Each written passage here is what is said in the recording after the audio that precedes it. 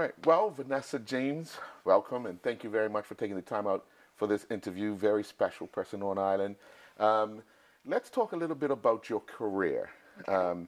You started off singles, quickly went to the World Championships as singles. Was a year enough, or were you that good that you progressed that fast to get to the World Championships? In pair skating or single skating? In singles. In single skating, Yeah. I did Junior Worlds. Junior Worlds, I was yeah. about 18 at the time, and I did progress very quickly. I think it took a lot of dedication, and I had my sister there pushing and rooting for me also. But it doesn't just happen in a year. It starts, from the beginning, and I started skating when I was about 10. So even though you get results quite quickly, you can't forget where you started. Yeah. So it was years of work. When you look back at your start to where you are today, did you envision that this happening like it has so far? Not at all. I think everyone has a dream, and dreams are the best way. I don't know, you just imagine it the best way possible. Easy sailing, in real life, it's a roller coaster. We've had so many defeats and, hardships and injuries and things like that, But I think the hardships are what make it gives it more value, makes it more, I don't know how to explain it. Plus de saveur, that's how you say it in French. Yeah. It's like a sweeter taste, it just makes it even better. When you look at the last competition you were in just recently in Japan, not so good the first day, had the accident, Yes. But you come back the second day and you have a remarkable performance. What does the night before that second day look like for you? It was a little painful, I have to admit. I had to get quite a few massages and, take a few ibuprofens and things like that. You have doubt in your mind. You don't know how the next day is going to be, what your partner's going to be like, how he's going to react. You have a lot of pressure because, it's always easy to skate well after a good performance, when you don't know how you're going to feel and if you're going to be able to come back or even to skate. It was a little difficult, but I was very happy because I was surrounded by my team, my coaches, my parents, my sister, all messaging me. I had a good entourage, to pull me up and come back strong. Having that support around you, does it make you feel that much more comfortable when going into competition?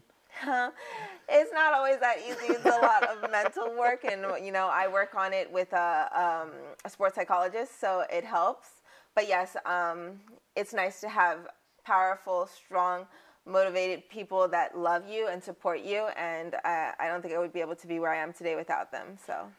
You talked about some hard times. Obviously, we've seen a lot of the video of the emotion when it doesn't go well. We've seen the emotion when it does go well. When you're down, what's the person Vanessa James do? The first thing I do is call my mom. I really do. I call my mom, and sometimes I'm just like, why am I doing this? Why did this happen? Or how could this happen now? And things like that. I cry a little bit, get it all out, but I know where I'm going. I know where I want to go. I know that I haven't done all of this in vain. I think about the people that believe in me, that have supported me financially, and even with all of my emotions, and I think about that God put this path in front of me. It's a rocky path, but it's a path He put me on. So I think about all of that in the night, and I put myself back together, all those pieces, and I believe in myself, and I just do my best. A lot of people just see you at the end out there competing. What is training like? What is going through all the routines over and over and over? What are those moments like? They're hard, especially it's very cold in our rink, very, very cold. So you see Morgan and I can't wear a lot of clothing because it's dangerous. You can get a finger or, a hood can get stuck in an arm. Mm-hmm. It's dangerous. So you have to, and you can't wear baggy clothing, things like that. So we're a little bit frigid, and then some falls. I've had so many injuries. I've torn my abdominal. I've crushed my elbow. You don't want to see all the bruises. I've had my hip drained and things like that. It's not easy, especially when you're trying to evolve and push the sport.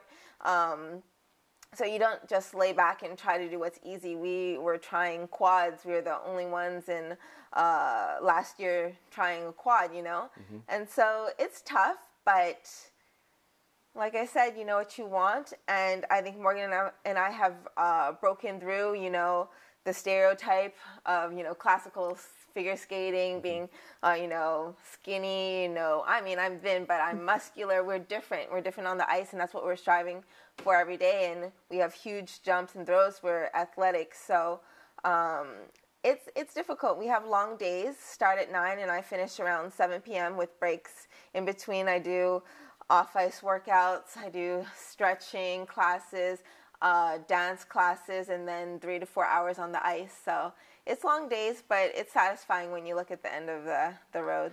When you were recently or towards the end of last year in Miami doing a show, and you got a chance to speak with a lot of kids who were doing figure skating, what was your message to them? My message was to continue believing in yourself, believe in your parents when they tell you that you can do it, because it's normal to doubt. It's normal to have doubts, and it's hard to see yourself being at the top, especially if, for people like us, we haven't seen many people of color, you know, minorities in figure skating. It's a very white and Asian sport. And I didn't have that many role models, you know, that look like me in this sport. So I tell them, you know, what my parents told me, you have to be 10 times better. Don't give them the benefit of the doubt. Keep believing in yourself. I didn't believe in myself sometimes, and I was really thankful to my parents for being there and pushing me through it. Believe in your dreams and you will come out on top. Tell us a little bit about how you got to overcome that, because you were right. You were all right. There aren't many people of color involved in the particular sport, and you had to break through a lot of stuff. So what was those moments like? Because you could hear it. Yeah. Obviously, you can hear it. You know, I think I was very protected by my parents. They told me, you know, all of these things. I was very lucky that I had someone like Youre that broke through these barriers first. Right. She was very athletic, black, very. She was like a gymnast, and she was the only one. And she was discriminated against, and she didn't get the places that she deserved. But thankfully, she was there before me, and I am accepted. And you know, I think I've actually broken more barriers. People are giving me credit where credit is due. Where she wasn't able to get that, you know, from her career. So I thank her, and yeah, I'm proud. I feel like there's going to be discrimination and racism everywhere, yes.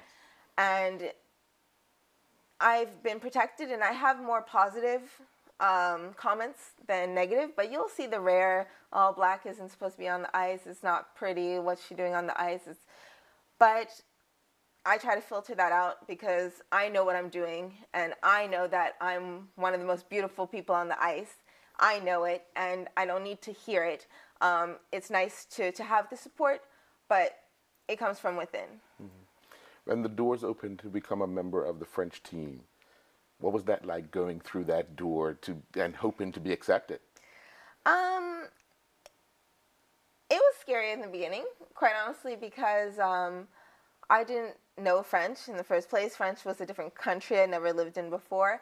I didn't know if I would be accepted, but I was actually quite lucky, I have to say. God has given me a great path because my first partner was a black French partner. Mm-hmm. He is originally from Martinique. And so I felt very at home. I stayed with his family. He knew the whole French team. The French Federation liked our team. That's why I moved there a week after. And we became the best French team. And we were the first black pair in the Olympics. So I had easy sailing as a French skater. But like I said, I don't think it would have been the same if I didn't have that first French partner. Being black and looking like me. And we were beautiful on the ice. And it didn't last. But it set me up to being the best that I could be, which is I'm getting there today. What's in the near future for you? Well, I have some time off, so I'm really happy. I'm here in Bermuda, sadly to be here for my grandfather's funeral. Mm-hmm.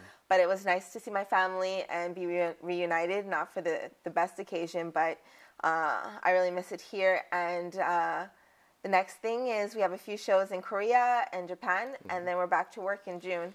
So hopefully this year we're going to get another title, world title. We didn't get it this year, but like I said, God has a plan, and I think it was for us to keep fighting for it next year. What has changed about Bermuda? I don't think it's changed that much, you know. The difference is that when you're little, and I went to Mount St. Agnes, and I had a beachfront view, you know, like ocean view, I didn't appreciate it as much when I was little because I was just given that, you know, that's how I grew up. And I hope that all Bermudians realize how lucky they are on this island because it's absolutely beautiful. People would kill to be here. And Bermuda's the same for me. Beautiful people, friendly people, family. I have like half of the family, half of Bermuda as my family. So, you know, it's very loving, and I think I just appreciate it more. Do you like being recognized when you're walking the streets? Not just in Bermuda, but especially in France? Can it be challenging at times? It's challenging. I wouldn't say it's challenging. It's something to get used to. You know, I'm a very kind of low-key person. I don't like talking too much. Even this was a little, you know, surprise for me. But it comes with the territory. So it's something that you learn and you get used to and learn to appreciate because it's not going to last forever. I want to thank you very much for your time. I know you're a busy lady and you're here to visit family as well. Yes. So my condolences to you and your family. Thank you very much. On the passing of your grandfather. But we wish you all the best, and we'll keep in contact with you and check you on the ice. Definitely. Thank you very much. Thank you. Audio Jungle.